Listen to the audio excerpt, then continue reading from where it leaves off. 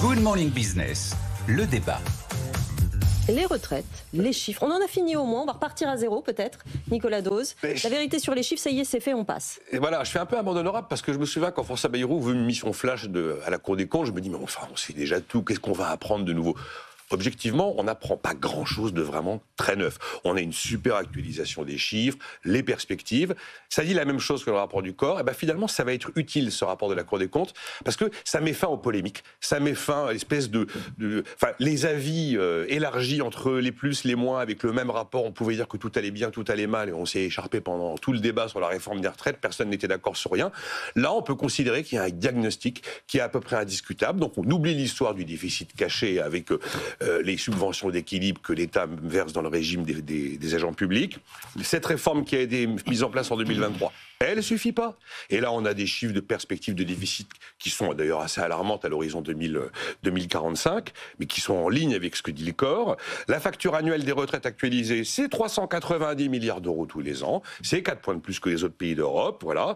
La dette du régime général, c'est 350 milliards d'euros en 2035 et 120 milliards pour les hôpitaux et les collectivités. La pension moyenne, c'est 1512 euros net par mois. C'est l'une des pensions les plus confortables des pays riches, enfin des pays européens, dit la Cour des comptes. Le nombre de cotisants va continuer à reculer. Voilà la photographie que les partenaires sociaux ont dans leurs mains avant de se retrouver le 27 février. Enfin, dans les partenaires sociaux, je vais mettre à part la CGT, qui, pour des raisons qui sont à peu près évidentes, c'est même pas la peine d'espérer quoi que ce soit en termes de consensus avec la CGT, qui, elle, continue à nous expliquer qu'il faut taxer plus pour travailler moins. Voilà.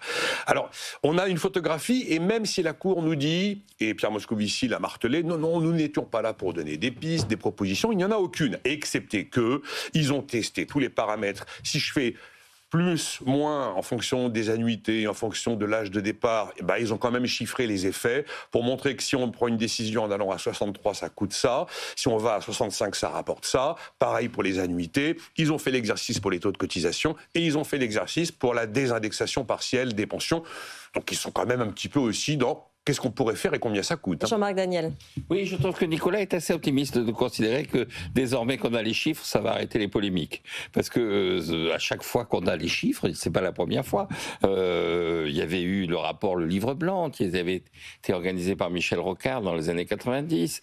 Et donc il y avait les partenaires sociaux qui étaient associés, il y avait eu les chiffres. On avait, à l'époque, il y avait un commissariat au plan, il y a toujours un haut commissariat au plan, mais le titulaire est affecté à d'autres missions. Donc on sait pas ce que va devenir le haut commissariat au plan.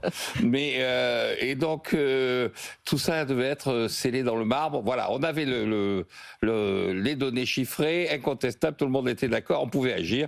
Et 10 ans après, on n'avait toujours pas agi. Donc Jospin lance le rapport Charpin. Cette fois-ci, on va à les vrais chiffres. Donc les recommandations, les vrais chiffres, les partenaires sociaux sont associés à ça. Le responsable de ça, c'est le haut commissaire au plan, qui n'était pas encore haut à l'époque, donc Jean-Michel Charpin.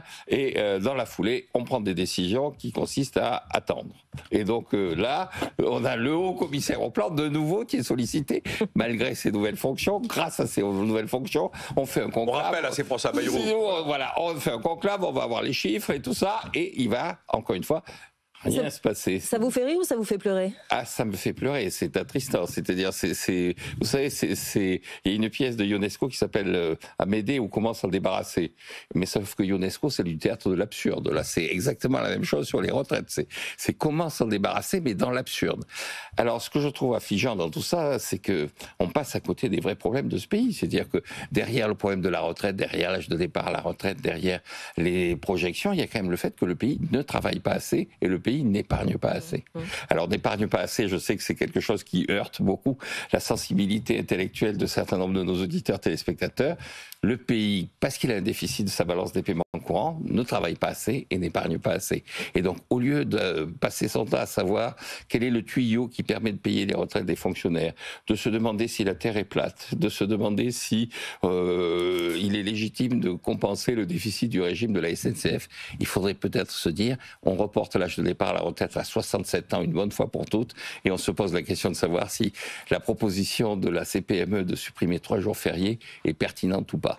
Oui, effectivement, les patrons ont commencé à y répondre à cette option-là. C'est de moins en moins tabou, hein. Le travailler plus, de plus en plus de gens l'assument. C'est sur l'épargne que ça a du mal à... C'est le titre de Denis Oliven, il y a eu Antoine Fouché en septembre, c'est quand même une... Il y a la musique capitalisation qui commence à faire son chemin, le travailler plus commence à faire son chemin. Oui, mais on a peur des retraités, on a peur des réponses des travailleurs, bon. c'est un problème politique. Bien sûr, mais enfin, on ne touchera pas aux retraités, hein. Ça je pense pas. Merci beaucoup, messieurs.